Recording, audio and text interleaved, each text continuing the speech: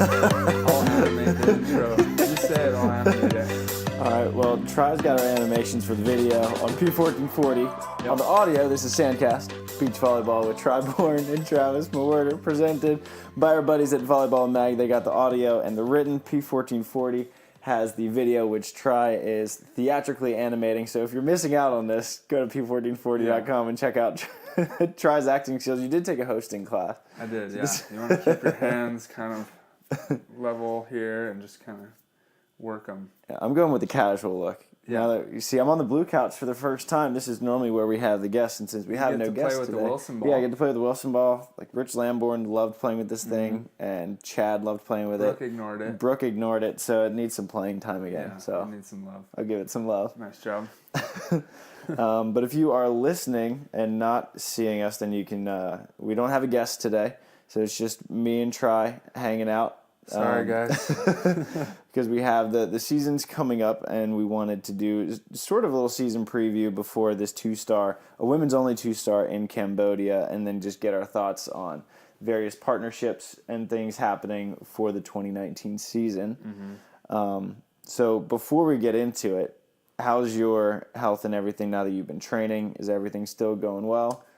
Yeah, it's going good. I did get some blood tests back recently. Doctor said I'm looking good. It's all good. I did get sick the other day though.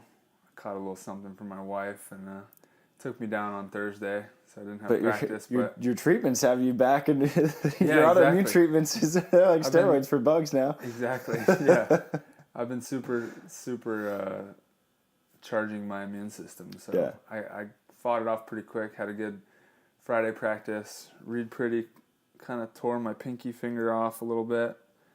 Those indoor guys just feel like they got to swing at everything. Now, how is it since you're partnered with Trevor? Trevor and Reed have not had the greatest on-court relationship. How is it when they practice together? Oh, it's so good.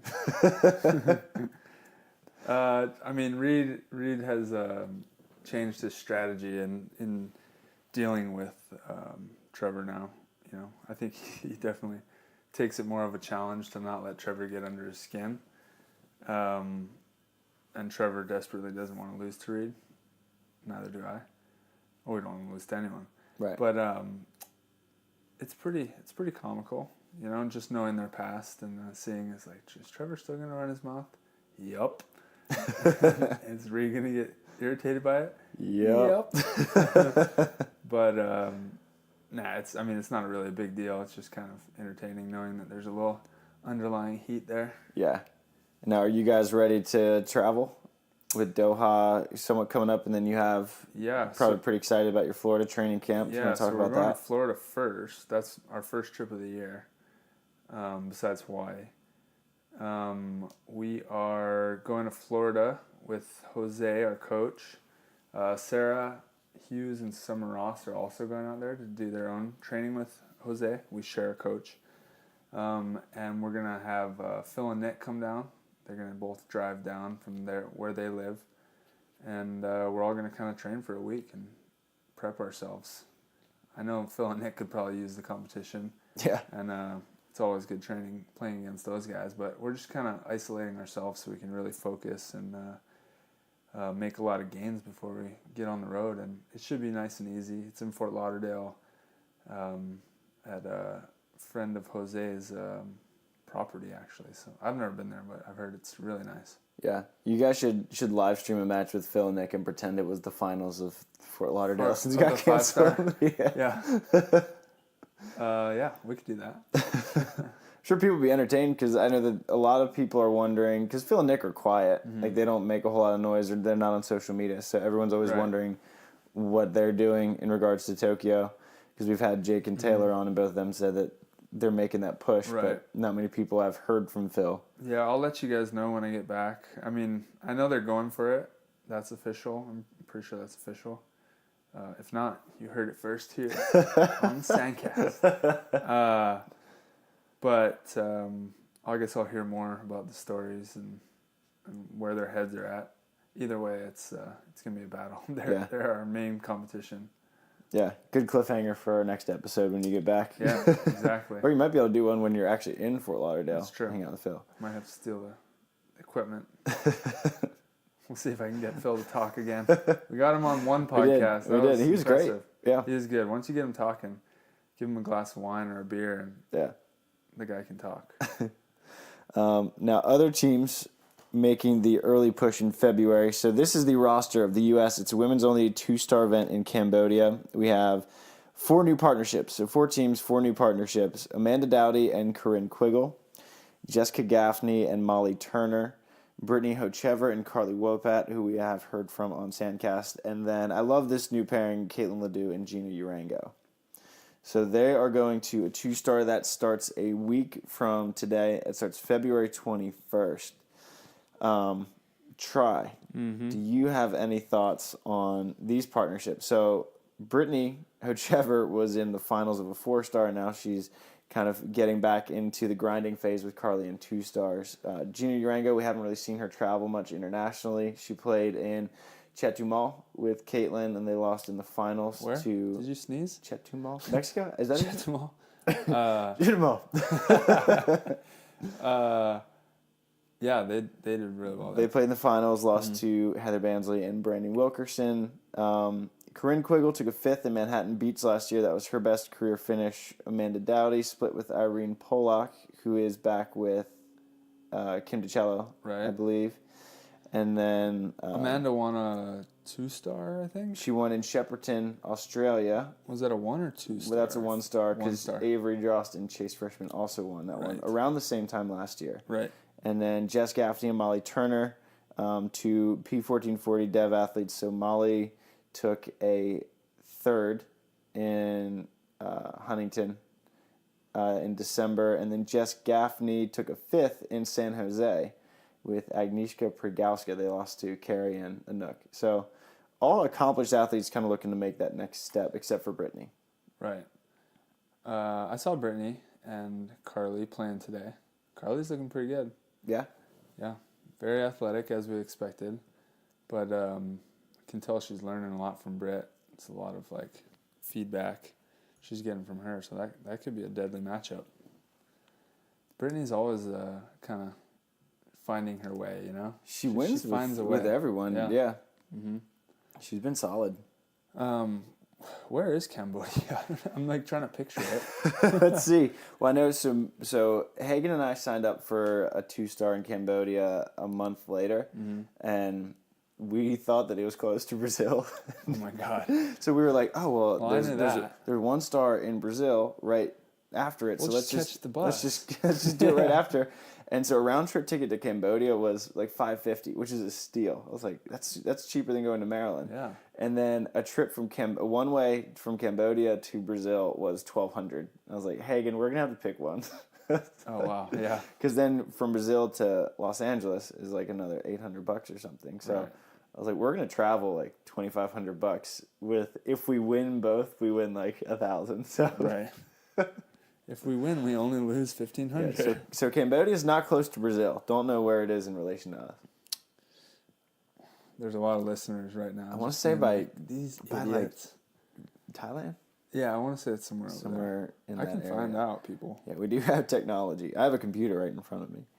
But while you're looking up where Cambodia is, I think that I'm super stoked that Gina is traveling with Caitlin. Oh, right next to Thailand. Nice job. Nice. In between Thailand and Vietnam. Anyway. I'm stoked that Gina's traveling. It's cause I feel like she's sort of sold herself short a little bit from a volleyball perspective, because every time that she's played domestically, I mean, she's had a ton of success. Mm-hmm. And then her and Caitlin played really well in the AVP last year. And then her first international tournament, she takes silver.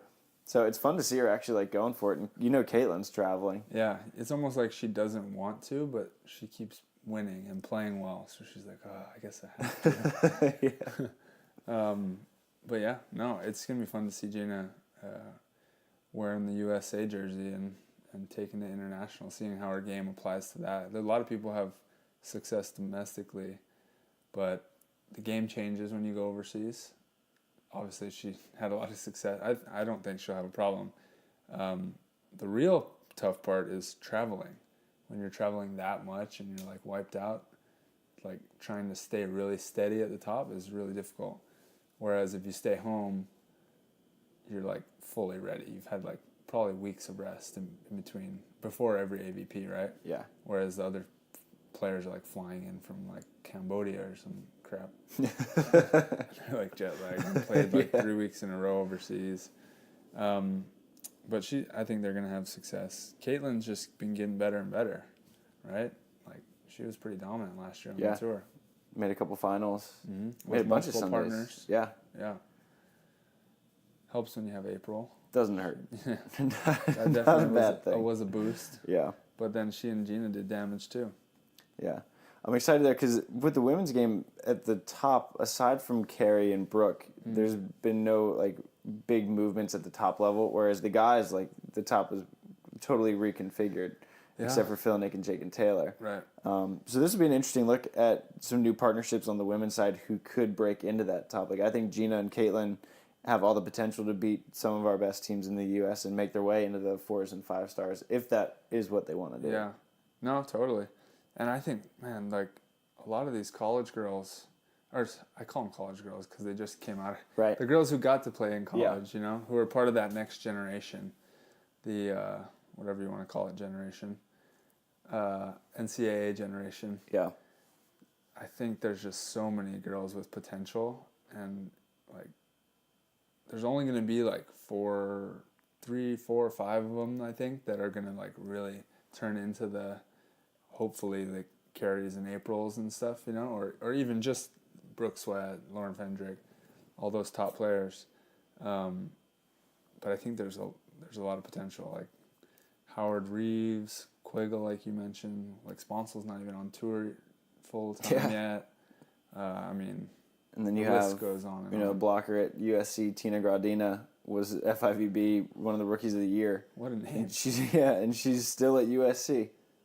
Yeah, exactly. So it's nuts because it was Tina and April Bustamante were their number one, and they had like a bunch of big clashes with the McNamara twins, who we mentioned last week with Brooke.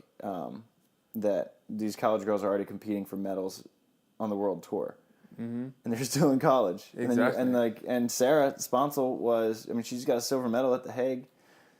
Yeah, exactly. They're still in college. No, that's what I'm saying. It's like, if you had to guess who's going to be in the 2024 Olympics, it would be like crazy. Total toss-up. Yeah. Like, I have no idea. Yeah.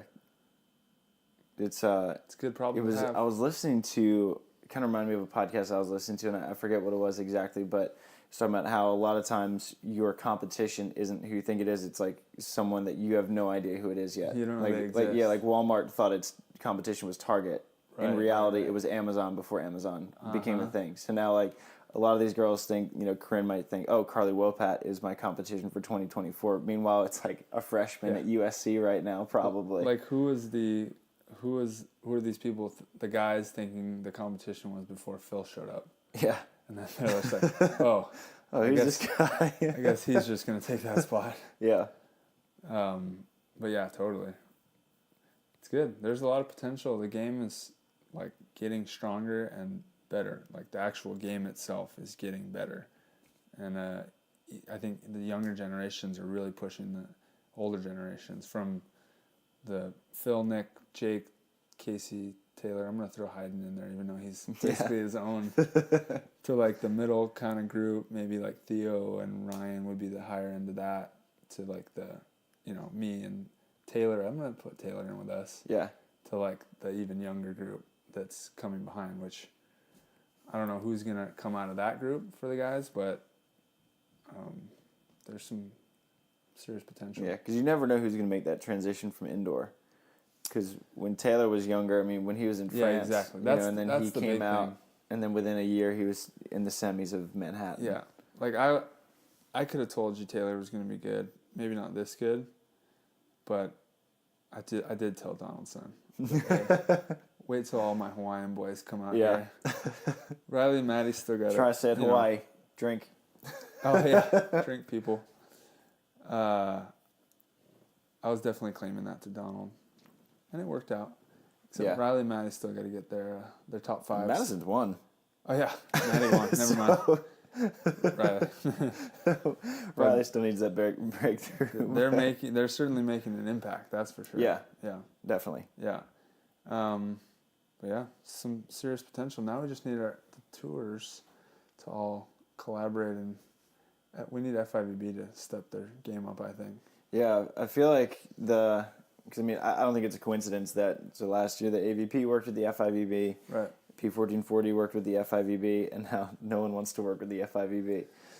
So it's kind of, I feel like everything I've heard from people who've promoted FIVB is it's just not fun to do. I feel like it seems to me like the vibe is that they have all the power and they know it, so they just kind of do what they want. Yeah. Rather than like, hey, like, let's work together. Even if you do have all the power, like, work with everyone, you know?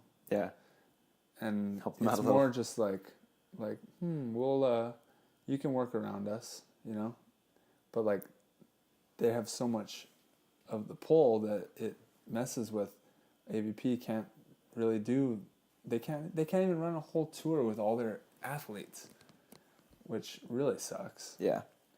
But of course, FIVB has to deal with every country's trying to run their own tours, so I guess they can't just say, okay, America will work our whole schedule around yours. But it does kind of suck that that doesn't work out.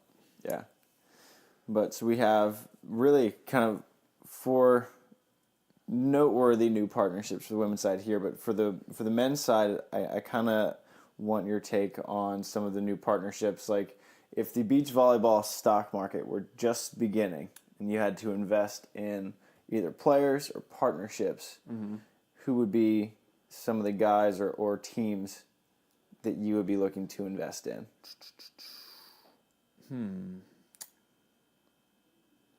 I would invest. You can pick yourself too. I would for sure invest in myself. I would invest in me. It's honestly Taylor and Trevor. I didn't say Hawaiians. No, I did. So you have to drink. No. But no, I think they're just really good volleyball players.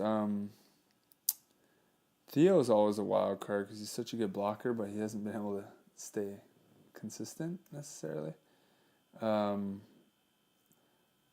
If I had to buy a stock,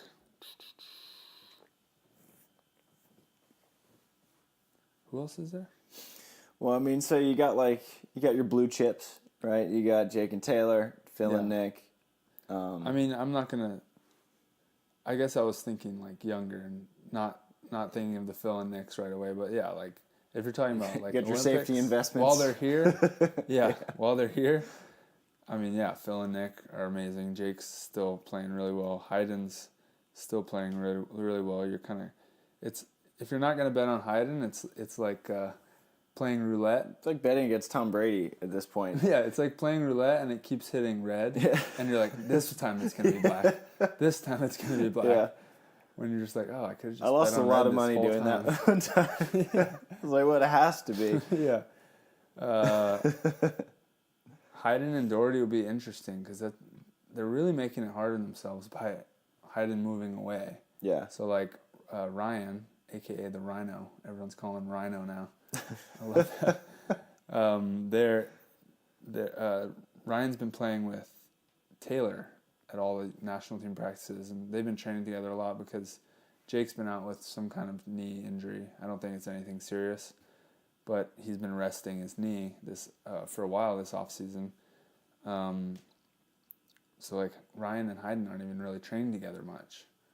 But I mean, who am I to say they're not going to get great work in? You know, at some point, Hayden I've played with him long enough to know he just needs to give me a set. I'm going to hit my corners, my shots, and then I'm going to get the hell off the set. Like set 20 balls, hand set it, do a few digs. Like the guy's just like. I feel like Hayden's probably in Hildebrand's ear too. Like, this is what I need you to do with Ryan this week. Maybe, yeah. We're now going to take a quick second for a word from our sponsors. And before we do, we just wanted to thank you guys, as always, for listening. You are what keeps the show going on. Now, if you want to do us a huge favor and drop us a review on iTunes or Podbean, we would greatly appreciate it. If not, support our sponsors. They're the ones who also keep the show going, so any support in any way we appreciate. So here's a word from our sponsors on Sandcast. This show has been brought to you by Firefly Recovery. Now, I know that I have done a terrible job with my recovery all season long, which is why I'm a huge fan of Firefly. I always thought recovery, you had to go get a massage, it had to be an hour-long thing, but it doesn't. With Firefly, all you have to do is just strap this thing on to your knee, which is what's been bugging me, and you can strap it on at work, so you can do your recovery while you're getting paid and doing your work. You can strap it on during an airplane, which is exactly what I did on my way to Maryland for New Year's and Christmas. You can bring it on the way back from the plane. You can do it in the car ride. You can recover on the go, doing whatever you want, which is exactly why I love Firefly.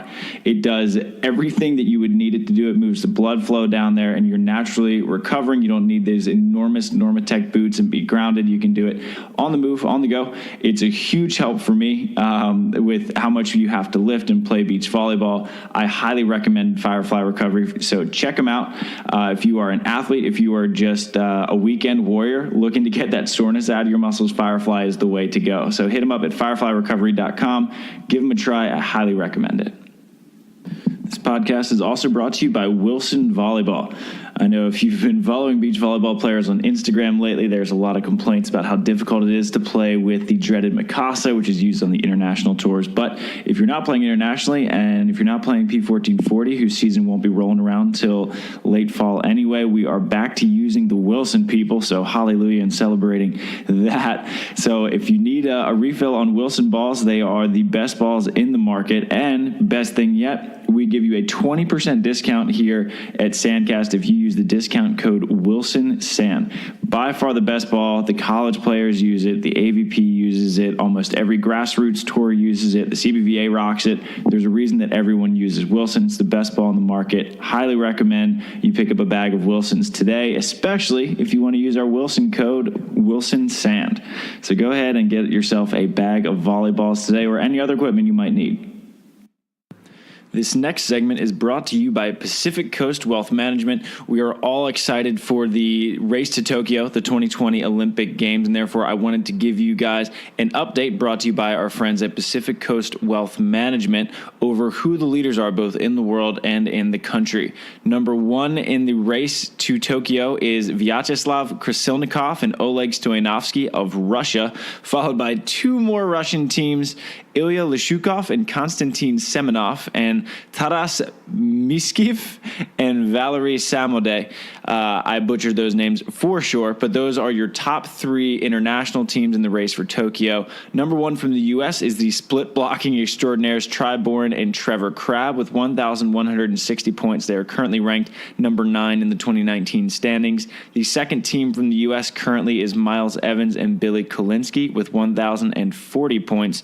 And ranked number 3 in the U.S. in the 2019 season is Casey Patterson and Stafford Slick, who are no longer playing together. So expect some changes as the season is coming up. And for now, just enjoy our Pacific Coast Wealth Management update of the race to Tokyo. And now, back to the show. I don't know. I'm bad at answering this It's one. like some of the younger guys that sort of have high potential. What are your thoughts? Like a Troy Field. Let me comment on your thoughts. You so- throw out the names here. Yeah, so like Troy Field, I think Chase Budinger is a guy who I don't think people understand how outrageous it is what he was able to do last year. Like he went from not having played volleyball at a higher level than high school, and he came out and made an AVP and a lot final. Of four-mans. Like he played, South Bay four-mans. That was his thing. It's just so different, like six-man. Totally. And people were, and like he gets picked up by Sean Rosenthal, one of the best of all time in the U.S., and they make a final, and people are like, oh, well, Chase just doesn't look that great. It's like, well, why would he? Like, I played basketball in high school and a little bit in college too, and like, I'm not going to go play with the Clippers and be great, but Chase was able to make a final, so I think Chase is due for a breakout year. I think you're right. It's definitely, even I've definitely been pulled into that, it's not that good. Yeah. But then I'm like, Shit, he played. Like, it's not like he was doing volleyball on the side and, like, scouting, like, watching film the whole time. He was just fully a basketball player for a really long time. And he's just that good of an athlete. Like, he was probably, you could argue, the best. I don't know who else came out in that class with him. I think there was some impressive players in the same high school class, but maybe Kevin Durant, actually. But he was, you could argue, one of the best athletes, top 5 athletes in the whole country. Like, athletes. And he could have obviously gotten a full ride for volleyball. He was the number 1 guy in volleyball and number whatever guy in basketball. I think he was 5. Number 5 guy in basketball. It's like Durant, Ty Law, like crazy class. How many athletes have been able to play multiple sports like that? There's a lot of like football, baseball guys that are, you know, Deion Sanders and Bo Jackson and Russell Wilson, I guess. A lot of guys get like drafted, you know. Yeah, Kyler Murray. Kyler Murray, right. Yeah. But no, it's pretty ridiculous. And then when you go play against him, like, I mean, you know, we're trying to beat him every time. And besides the fact that we're like, we're always, whatever we tell ourselves, we're always like, I'm better. You know, we're all telling ourselves this as athletes, or I can beat him, you know. But yeah, he gets up and hits some balls. You're like, whoa, like that had some angle on it. Yeah. And like when he takes that outside set, hasn't been playing volleyball this whole time. Like, that's pretty ridiculous. Yeah. So I think people, I don't think for the most part, most fans like really grasped how crazy it is what Chase was doing last year to play a sport he hadn't played at any official capacity outside high school and then play at the highest level of the professional game. Plus he was beat playing Evandro. indoor. He was playing indoor. Yeah. He wasn't even playing beach. Yeah, you see how much, like, for example, Reed Priddy, one of the best indoor players in the world, comes out here and has, similar success to Chase? Yeah. And Chase did that in a year without playing in 4 Olympics. Yeah, exactly. So I think Chase would be my guy that I'm picking to have the biggest breakout year. Mm-hmm. And in that same sense, too, you know, I think Casey Patterson now. And I think Casey, his, you know, metaphorical stock in this case would have dropped last year because it was a bit of a down year. But I think he's probably due to have a pretty good year as well. And not just because of Chase, but just because, I mean, Casey's still a really good player. Yeah. And it just, like, for whatever reason, him and Stafford just didn't vibe as well as they thought they would. Right. And they had moments where they played really well, and then they just kind of didn't click. But him and Chase played really well at The Hague. Yeah. So I like that team as kind of a team that has a pretty high ceiling, given where Casey dipped and where Chase is starting. Yeah. Can't argue. Yeah. In terms of, like, now dropping a level, I think Chase Frischman is probably due to kind of take another big step up. I hope so. I hope he, he's been grinding away. He's been putting in his time. Yeah. And I know he's really, like, passionate about the game, you know. Obviously has the skill set, but can he turn it into big W's, you know? Getting into the semifinals and those kind of things. I'd like to see Chase make that turn. I think, yeah, like you said earlier, Troy Field. Are they playing together? I don't know. They signed up for Sydney together. Okay, yeah. But I don't know, like, if they're, like, official partners. I mean, Troy's got a lot of potential. It's whether he can, like, really, like, bear down and, like, be a smart volleyball player and, like, hone all his skills and athleticism into, like, making the right moves at the right time. Because he's got it all. Yeah. I mean, when you're, like, athletic enough to just jump and, like, hit it backwards because you're up so high, like, you better be doing the small stuff right then, right? Yeah. That's the stuff that makes all the difference. So, and if he does, sky's the limit for that team because good luck getting it over Troy and past, over Troy and past Chase. Yeah, and it's crazy. So me and Paul Ariza played them in San Jose, and it's it was just a super volatile match. So they got in a really bad rut in the first set, and they just ended up playing pretty bad for that whole first set. And then second and third set, they were, like, outrageous. And Troy was doing all those crazy things you said that he can do. And Chase, too. I mean, Chase is always rock solid. I feel like Troy, if we're going to continue the stock metaphor, is kind of like Tesla, where you see this potential and you're like, holy cow, like this could be crazy. Yeah. And then, it'll just like something weird will happen. It's just like, wait, what happened there? And then you see that potential again. So I think it's just a matter, once he's consistent, like he's going to be gnarly, because you can't teach some of the things that he's able to do physically. No, and his confidence is already there for the most part, I think. So yeah, it's inevitable. They're gonna be good. Also, K-Spear and Zahn down in Brazil training together. K-Spear's been getting better and better. K-Spear's, I mean, I think he's been due for some really good finishes for a while now. But with Zahn's kind of in the same boat as K-Spear. They've both been around long enough now. K-Spear a little longer. But they're both due for it. They both need to like make that jump, and why not make that jump with two guys that are in the same spot, Yeah. Kind of like, I guess I would have to relate to that, like me and Trevor have both we've both won tournaments and we've both done well, but we haven't taken the Phil and Nick's spot yet. Right. Jake's spot yet. So that's kind of the jump we need to make together. They need to make that jump from the 5th places to the semis. Yeah. Ish, making finals. I'm really curious to see the dynamic of Zahn and K-Spear. Mm-hmm. So neither of them have been the leader on their team, right? So K-Spear has always been sort of the Padawan, right? So he played with Mayer, learned a lot from him. Played with Rosie, learned a lot from him. Played with Reed, learned a lot from him. Now he has Zahn, who's younger. Zahn played with Ed. He played with Piotr. I think he won the Village Bicycle Award this year for having the most partners, but he's never really had that leadership role. So it'll be interesting to see who sort of adopts that on the court. But super physical team. Zahn's not like I feel like he's just in his own world out there, right? Kind of. It's not like he's like a follower, like tell me what to do and I'll do it kind of guy, right? It's just like I'm just kind of winging it out here.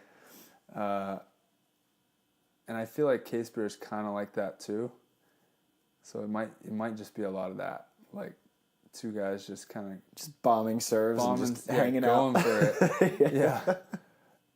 K-Spear is gonna be yelling at Zahn, and there'll be some fire there. There'll be a lot of fire on that team, but I don't know. I don't know if there's gonna be too much dialogue and like strategy going on. Yeah. I think it could be pretty hot and cold. Yeah. It'll be fun to see. I talked to Zahn for like a half hour today when he was in Brazil, and he'll come back with some funny stories. Oh, there we go. I'm sure. We'll have to have him and K-Spear on when they get back, because like that will be an entertaining one. I like that. They can fit on the blue couch. Yeah, definitely. So we had our kind of blue chips or mid tiers, and then the qualifier level guys who can make a huge jump. I don't know if you've seen Logan Weber play. No. So he played with Dr. Vandermeer, made his first major on Huntington last year, and they played Jake and Taylor pretty well. Like, I think their first set was 21-19, and Logan's like, I want to say 6'7" but really long, and jumps well. And I've played him a bunch of times. He knocked me out of Formosa 2 years ago, and then I knocked him out of San Jose in the round to get in last year. But he's at the beach. He just moved down here from Michigan. And, dude, he's on the beach like 3 times a day. So we have P1440 practices at 9:30. Well, he's practicing from 7:30 to 9:30. And then P1440, 9:30 to 11:30. Oof. And then every time I'm on the beach, like even if I'm just like walking out there to like lay down and read, he's out there. And he's there. So he's either going to be super burnt out or he's going to be gnarly by the end of the year. Yeah. And how old is he? He's 23. Okay. And he just got second in an AVP next. So I think that he has like all the potential, because like anytime you have a 6'7" guy who can hand set and jumps well and he's like really hungry. Yeah, exactly. He has a lot of potential. And then my guy Andrew Dentler. Yeah. So last year, like Dentler had kind of a weird year. So he was like super adult. He was like adult of the year last year. He got married, had a baby, bought a house, got a master's degree, moved. And he was still playing volleyball. I think he still made like 2 main draws. Dang. And so now that he has all that out of the way, not that having a child and like is out of the way ever, but that thing's always in the way. You get used to it. But I think Dentler's going to have a good year too, because now that he can like focus a little bit more rather than doing 8,000 super grown up things at once. Right. He just can't sleep. Yeah. So those would be my picks for the guys who can like make pretty big jumps this year. I like that. I think another team that's going to make some to add to the resume this year is Mawerder and Wagutatia. I like that. Yeah, I'm hearing some good stuff. I'd agree with that too. I mean, I think that we like. There's no reason why we shouldn't. Right. I mean, qualifiers are like absurd, and like you could just have like get someone on the wrong day. Right. But I mean, me and Miles like it's weird. Like we played 2 tournaments this year, and like when we're on the court, like I fully expect to win, which is something new. I haven't really had that before because we played Hagen and Steve Irvin in the finals of our little P1440 Dev tournament, and they smashed us in Huntington, like a month and a half before, and we came out and we were like.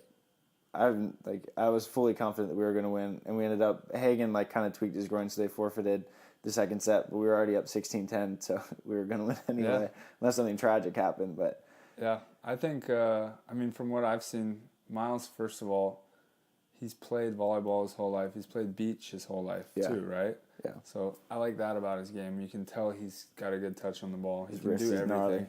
He's extremely scrappy, so he's got pretty much everything you need. He can jump and hit.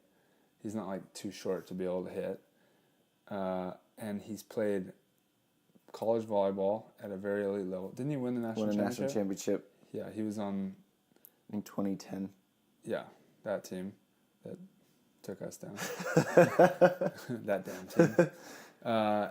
And he's played college football at Stanford, like in the like Andrew Luck super era. high level. Yeah. So being able to handle those pressure situations and like enjoying that kind of pressure, I guess you could say, that environment is a big part of it. I think like you have to like want it and like get better as the tournament goes. The more it builds, you're like, finally I'm here. Like, you know, you have to like crave it. And I pretty much guarantee he has that bug. I know you got a steady head. I've watched you play enough. You're badass at golf, played basketball, all the above sports. And I've kind of seen, like, with your other partners, I felt like it was a little, like... Something just wasn't there. Yeah, your personalities didn't fit. Yeah. Like, you know, you weren't feeding off of each other as much. But now you and Kyle, I think, have that good blood. So yeah. I'll be seeing you in the main draw tents. Yeah, hopefully.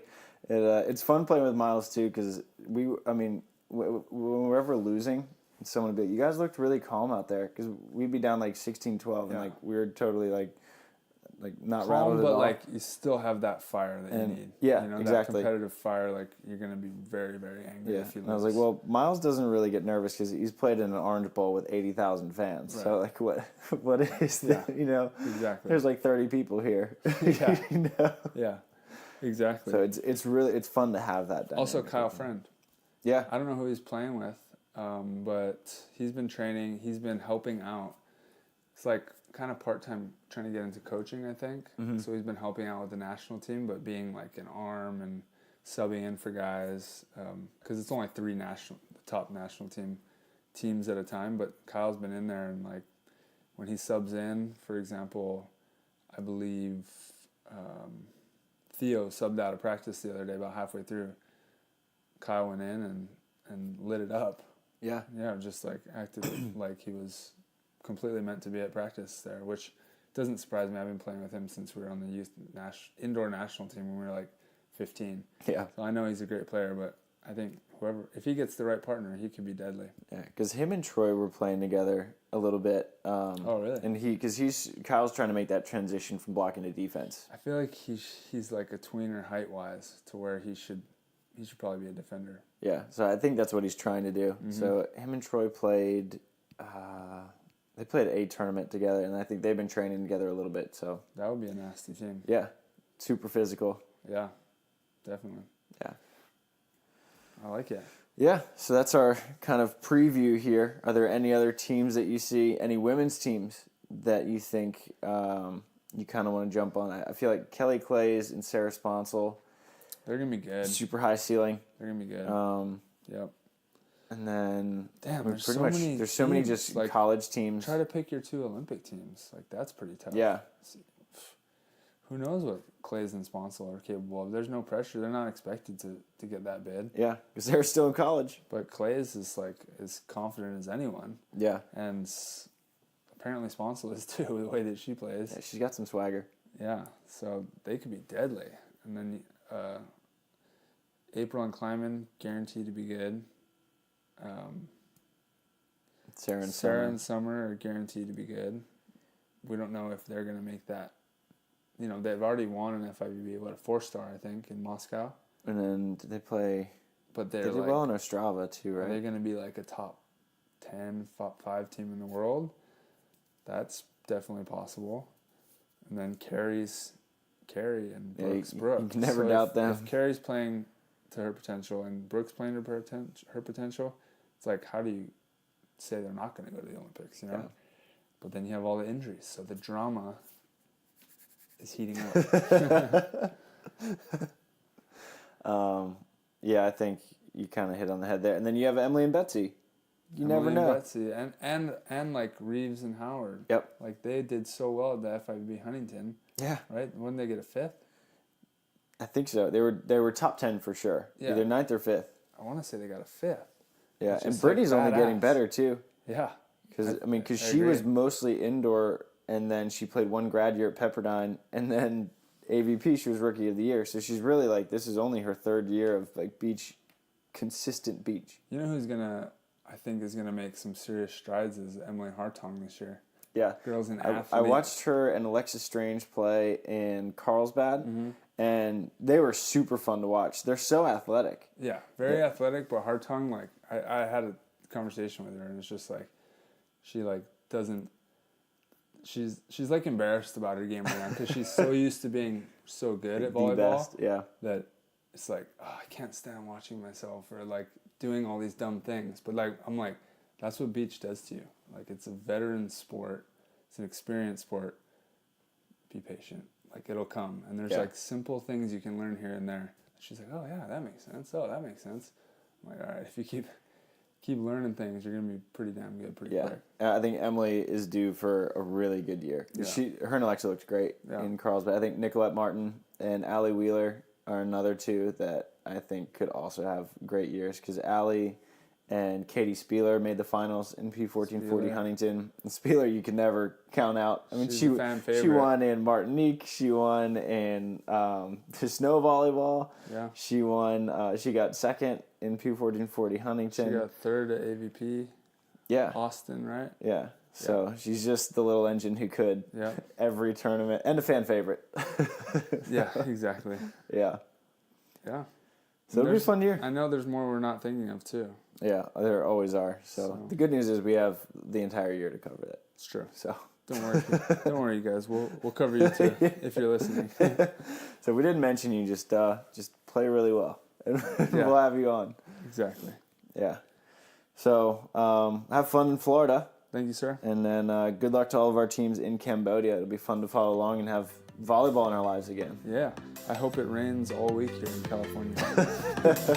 Make me feel better about it. Yeah. Well, shoot.